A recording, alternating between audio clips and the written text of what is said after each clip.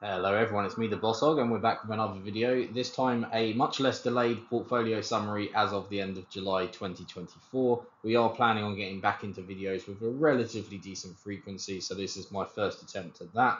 Overall, pretty good month to report, really happy, and we've also changed one of our metrics that I think gives a much better idea as to how we're doing truly against market movements as well as we're adding new money in, etc. So a bit of excitement to look forward to. Let's do it. All right, so as well as that, we've got some updates here. So for anyone particularly observant, you might notice that my general investment account is now showing a balance of 0, and that was because I got special dispensation from my wife's employer, which is a private equity company, so I have to clear a lot of individual sales and buys through them. But we got a special authorization basically to move my Games Workshop holding from the GIA into my ISA. Now there is no formal mechanism to do that with Trading 212, so I basically had to sell the position in the GIA and then rebuy it back into the ISA. So I took a small hit on that, but honestly, pennies in the scheme of things. Very excited that I'm now able to have 35 shares in my ISA wrap, and I will be just reinvesting the dividends as and when that comes in. So basically means that I have no longer any share positions outside of my ISAs and things like pensions as well, but that's a little separate. So what that means is now that my GIA is basically closed down. Now, in fairness, I think this is important just to talk about once. I've mentioned this once or twice, but never really shown it. So you'll see from my table at the bottom there, which is taken from Google Documents, that Liam General, that's me by the way, it shows a P&L of minus 3.5k. But when you actually look on Trading 212, you can now see my net deposits 28.9.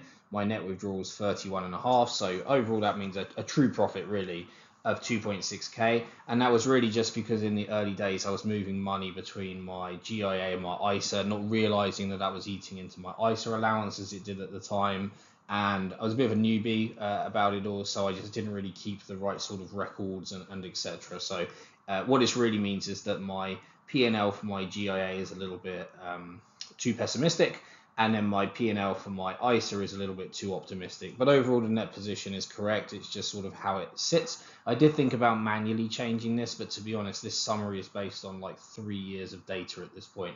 So I just felt like it was correct to leave it as is. And like I say, overall, the summary is fine. And we all know from Trading 212 there. So I won't include my GIA output moving forward from Trading 212, because essentially now that's an empty portfolio, but instead we've added everything into my personal ISA. My wife's ISA is already filled up. I moved some money around to buy, so as I touched on from my previous video, and then my account, we added the sale basically from GIA from Games Workshop, as well as added about 4k's worth of capital over the last month as well. So that's also something we'll be talking about. So broadly speaking, you can see here the 4-week change is the profit's up just over 12k, and Trading 212 is up about 17k, and you can see there as well the net deposit of 4k. So that's true capital added in. Obviously 4 weeks and 1 month won't tie up exactly, but you'll see kind of those figures,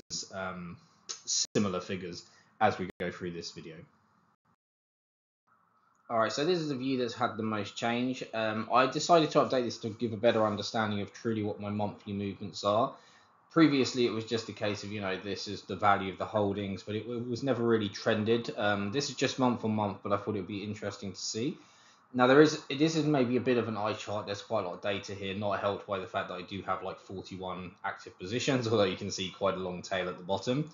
So what I kind of wanted to show was that if we just read across then, so the value here, this is my portfolio value from Google Documents, then my month-on-month change on that position, but that month-on-month change can be influenced by any number of things. So most obviously the market movement, but also actually financial exchange movements as well. But then any buys, any sells, any dividends, and sort of it doesn't really break it down as clearly as it should. So I thought this would be a much better way of showing you truly what the P&L was. Now, we mentioned beforehand that the P&L across a 4-week period was about 12k. Here our true P&L is about 11.2, which is, on the far right column there. And the way to think about this is, okay, so my portfolio went up 15.7k. However, we had net buys, which technically, because they're sort of like additional money, we have to minus that off. And then we also had dividends. And again, I wasn't quite sure if I should minus this off or not, but a lot of my comparisons are based on non-dividends, so to exclude the impact of sort of cumulative growth and keep things a bit more discrete and comparable. So I decided to minus that off. Obviously, the dividends do come in, they are reinvested and so on, but they kind of get counted as new capital and therefore not true growth. So there's an element there, but that's the method I'm going to stick with for now. And then, yeah, so overall here, my profit in June is sort of 11.2k, and the profit for the 4 weeks, as we just touched on, 12.2. So I would never expect those figures to match perfectly unless it was February and a very specific month where it, started on a Monday and finished on a Friday. I'm not even sure that can happen. But something along those lines, something very specific has to happen in order for that to line up perfectly. But I would always expect a relatively close correlation here. So we can keep an eye on that and see how it changes over time. So yeah, a few things to call out from this. Like, first of all, here, when you actually look at what's contributing toward the profit position, it's really just between two positions, and that's my big tech holding in Alliance Technology Trust. These are typically big US tech majors, and I would say this fund has gradually been moving more into semiconductors. So 5 of its top 10 holdings are semi positions. But it tends to round out a lot of the big American tech that you'll be used to seeing. That's been doing very well, as I'm sure everyone is aware of. Next up, we've got Amcor. So I decided to actually take a little bit of money on Amcor just because at $40, I think it's at least fairly priced, probably slightly ahead of the curve. But I mean, with the semiconductor hype at the moment, who really knows? But if I add those two things together, that gives me the majority of my profit. I mean, SMT did produce a modest profit off a very large position, but still is pretty interesting when you actually then look at the rest of it. And to be honest, the rest of the other positions only account for about 1.5k profit between them. So in terms of worst performing portfolio positions here, we've got Medical Properties, Gamma Comms, and my UK focused Throgmorton Trust. So all of them, I would say, are fairly underloved stocks for one reason or another. They have had a recent recovery, although MPW still looks pretty down, of course, on what it's been before. But I would definitely say in June they saw a bit of a fallback from a recent rally relative. So THRG at one stage was up to like 640. Did actually at one stage sell a big chunk last month in order to buy some more Alliance Technology Trust, and now we're just buying back in under 625, which is the focus, and we'll talk about that a bit more later. So yeah, you can see here all of my dividends here, all of my buys and sells, and what the impact is ultimately on the P&L. So it is what it is. You can see also here, like a lot of my smaller positions now saw quite large sells across June. And again, we'll touch on that, but it's effectively to move money around and to buy positions that I felt like were good value for money. So this is my sort of warts and all transactions across the last month, and we'll keep this up and maybe try and improve it, or maybe we'll do a periodic sort of quarter on quarter or yearly on yearly change. But for now, this is my attempt to give more transparency into what's happening in my portfolio. And then, so in terms of stats, I've kept with the same 3 graphs here. Again, I think these are the most important ones I have at the moment. So top left will become more important in time as growth becomes more and more of a part of my portfolio. That's always expected whenever you sort of look at these graphs, right? It takes typically 3 to 5 years for compounding to do its thing. But still, it's nice to see that teal line getting a bit bigger. And by the way, there was a big increase quite recently, and really this is better explained last month when I bought a ton of, again, Alliance Technology Trust, and it went up about 15% immediately after I bought it, so very timely. And that had a material contribution onto that blue line, probably the biggest contribution. So that was, if anyone's wondering what's caused that relatively sizable jump in the teal line there. Then we have our profit over time. By the way, recently I changed the x-axis on these graphs, so the sort of visual might change very slightly, but that's just reflective of the increase in our portfolio size and profit. Not quite back at all-time highs yet. We have intra-month a little bit higher, but yeah, everything broadly speaking moving in the right direction. And then at the bottom now we have our time-weighted performance, and again we continue to be slightly behind the S&P, but broadly tracking it now for a few months, slightly behind on the year, but moving in a good direction and kind of accelerating away from the FTSE 350, which I consider my other very important benchmark. Interestingly, the All World has had a pretty good performance after it dipped quite strongly. But I think it's basically being brought along by the US market, where obviously it's very heavily exposed. But still, we remain in second place, a fairly distant behind the first when you actually think about what it is. but also fairly comfortably above our third and indeed fourth place as well. I've updated the inflation figures there, the orange line that we always want to be keeping ahead of. So 24% inflation apparently over the last 3.5 years is pretty crazy. As well as the bank interest rate there, which I have as currently 0.3% a month, so 3.6% a year, which I would say is on the higher end. You wouldn't necessarily get that much in the bank account on this kind of portfolio, right? Like you can get like 5-7% on fairly small positions, but I think that's a reasonable interest rate you could get at the moment on a fairly large position. Obviously that's flexible, could be arguable, but again, all of this is what we're going with for now. So yeah, not a ton of movement since I last done this video, but all of it moving in a pleasing direction, I would say. I'm happy with these graphs at the moment, and whenever it's a bad day in the market, I just sort of look at these graphs and feel a lot better with life. So definitely recommended data from that perspective. And then here is a summary of the transactions. So the totals here will match with the portfolio walkthrough we did, but this is a breakdown of them. So yeah, Frogmorton here, we're back to buying now underneath 625 is our buy price. So I didn't catch this perfectly, but with an average of 613, happy enough here. It did actually at one stage dip slightly below 6, so it would have been nicer to pick up more there. I did pick up a bunch at like 602, but then I'd also been buying stuff at like 615, 617. So I didn't quite get it perfect, but it has since responded and now it's back to about 620. So we will keep an eye on this, but for now I'm very happy with my position. We basically rebought back and even added a little bit more from our previous sales, so we're pretty happy because I was selling at 640 and then buying at 613, so a small amount of arbitrage here, but still like 3-4% profit on now what's a fairly large position. It's about $1,000 worth of profit, so all contributing for sure. Yeah, Games Workshop appears in both the buys and sells, but really you can just see the movement there. So in terms of the buys, you can see I'm buying at like 107.43 and selling at 106.6, I think it was. So we definitely took a slight hit there, but to be honest with you, about a £30 hit on moving was always going to happen. We also crystallized a bit of profit as well, and Games Workshop's been responding positively to a trading update from Games Workshop. So again, it was always going to have to happen where I bought and sold, and it is what it is. Yeah, Amcor was pretty interesting, and for anyone who's followed me for a while, you might notice that I did actually buy back some Amcor, and this is sort of a specific loophole, I suppose, that I have with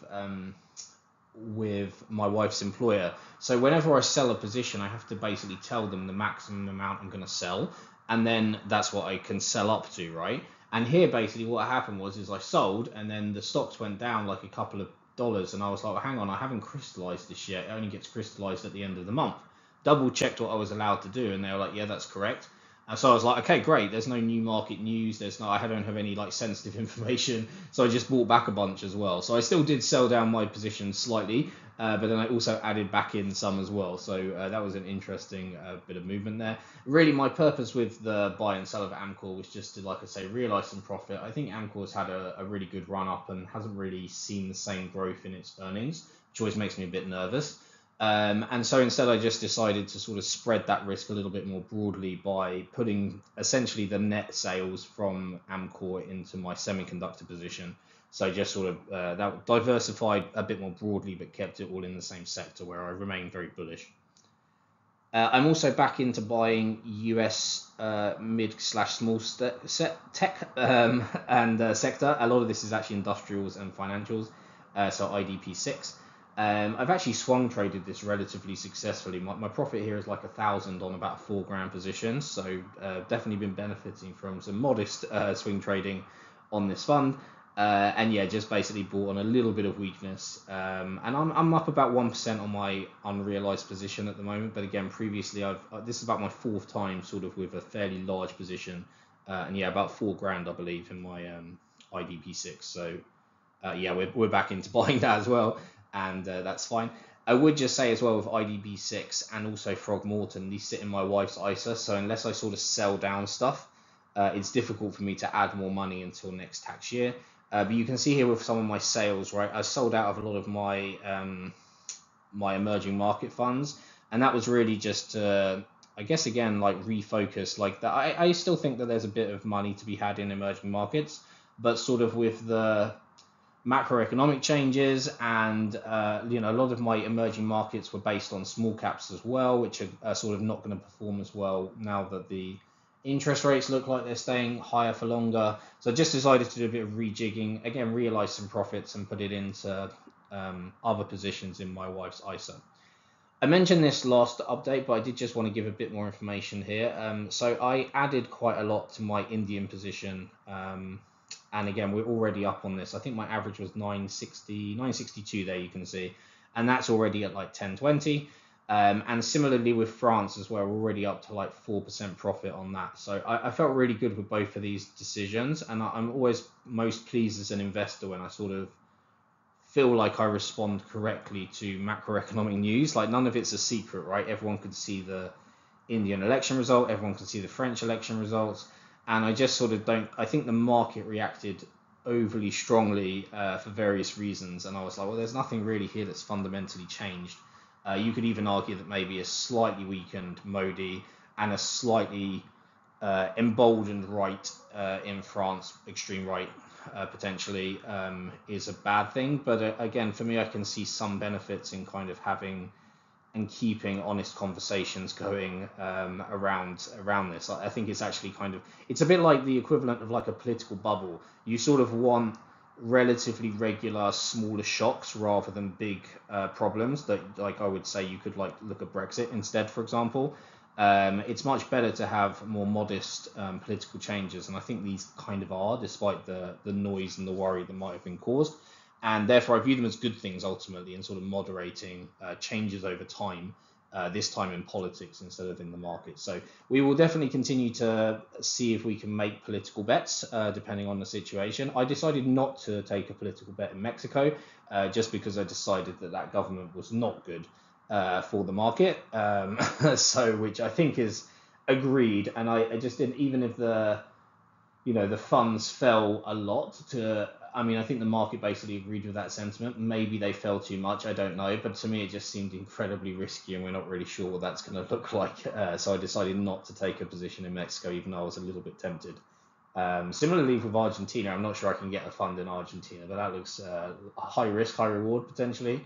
Bet at the moment as well. So, but we're staying away from Mesa in South America until things become clearer. But I think yeah, again, very pleased with these buys. Not massive positions in the scheme of things, but still, it's a good way to add a little bit of profit and a little bit more diversification into our portfolio.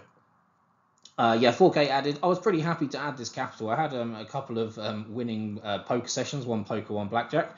So I was able to add a bit more than I expected in what's a fairly busy time of the year at the moment.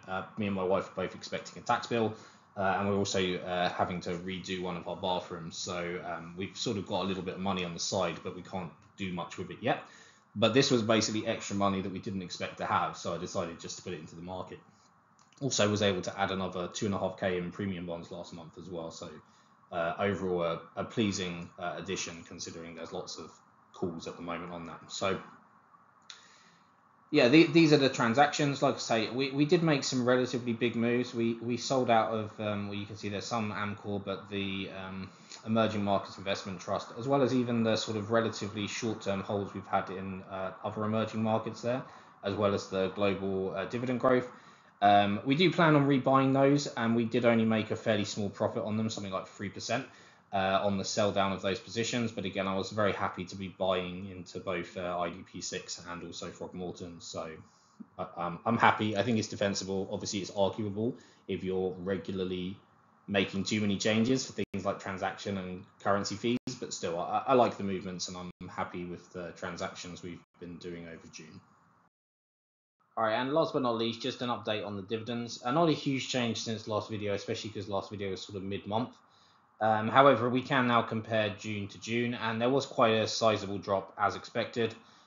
We previously spoke about the reasons for this, and honestly, there isn't a ton of change in it. So it's ultimately just where I've been changing my approach to investments more generally, and where I sold out of various positions as well. So Huntsman Group, Digital, DLR, I can't remember what it stands for, legal in general as well, and then my position in REITs. Again, I sold out of all of my REITs, almost all of my REITs in January and February, when it became obvious that interest rates were going to stay higher for longer.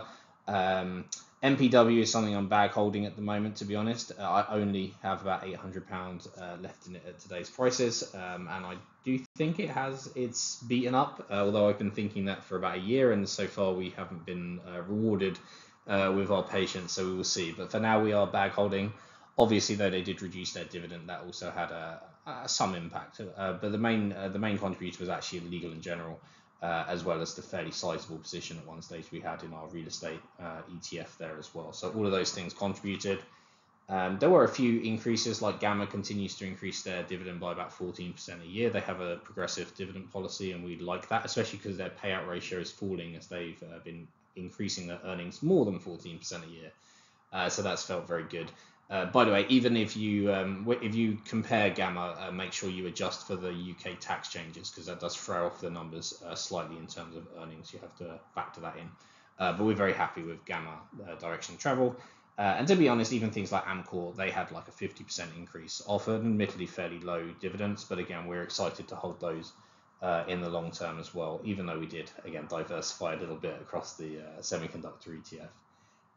So it'll be interesting this year. I would still like to hit my to exceed 2023, and although it doesn't look like we're going to, because obviously we're halfway through the year and less than halfway there, a lot of my UK dividends have fairly irregular payouts, and so we'll have to sort of wait until about October before it becomes clear, as very big dividends from the likes of Games Workshop or Phoenix especially will have a fairly substantial impact on some of this as well. So we will see whether we get there, but actually I'm not confident that I am going to beat 2023, but I am confident we will hit our 10 grand figure this year, so that will still be worth something celebrating.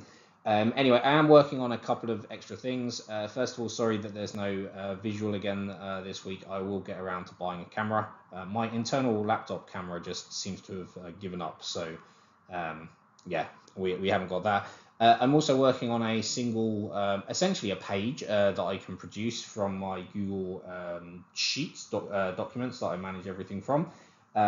But some people in my Discord group have been sharing sort of one-page portfolio summaries where they also include things like their pensions, etc. So I'm nearly finished with it. It's just not quite automated enough yet.